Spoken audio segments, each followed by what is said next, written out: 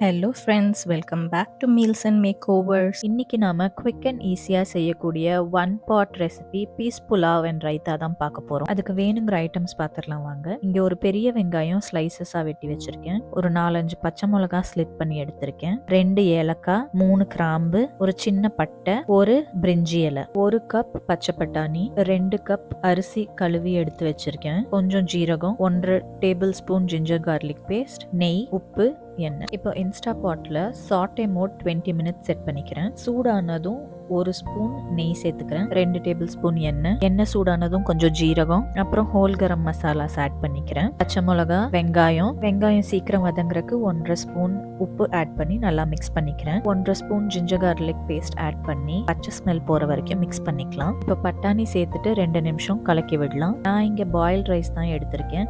அதுக்கு 1 கப் அரிசிக்கு 2 டம்ளர் தண்ணி. இங்க நான் 2 கப் அரிசி எடுத்துருக்கிறனால 5 டம்ளர் தண்ணி ஊற்றிருக்கேன். இதே நீங்க பாஸ்மதி ரைஸ் எடுத்திருந்தீங்கன்னா 1:2 ரேஷியோ போதும். தண்ணி இப்படி நல்லா கொதிச்சதும் ரைஸை சேர்த்துக்கலாம். ரைஸ் போட்டு ஒரு கொதி வந்ததும் இன்ஸ்டா பாட் லிட்டை போட்டு ப்ரெஷர் குக் மோட்ல 12 மினிட்ஸ் குக் பண்ணிக்கலாம். ரைஸ் குக் ஆகுறதுக்குள்ள நம்ம ஆனியன் ரைத்தா செஞ்சிடலாம். ஒரு பவுல்ல 3 ஸ்பூன் கெட்டி தயிர் எடுத்து நல்லா மிக்ஸ் பண்ணிக்கிறேன். அப்புறம் பச்சை மிளகா, வெங்காயம் சேர்த்துக்கிறேன். 1/2 ஸ்பூன் உப்பு, 1 பிஞ்ச் ஜீரா பவுடர், கொஞ்சம் தண்ணி சேர்த்து கொத்தமல்லியும் சேர்த்து நல்லா மிக்ஸ் பண்ணி விட்டுக்கோங்க. ரைத்தா ரெடி. இன்ஸ்டா பாட்ல ரைஸ் குக் ஆயிட்டு ஸ்டீம் ரிலீஸ் ஆயிடுச்சு. ஓபன் பண்ணலாம். ஓபன் பண்ணும்போதே ஸ்மெல் சூப்பரா இருக்கு. இதை நீங்களும் வீட்டில் செஞ்சு பார்த்துட்டு கமெண்ட் பண்ணுங்க.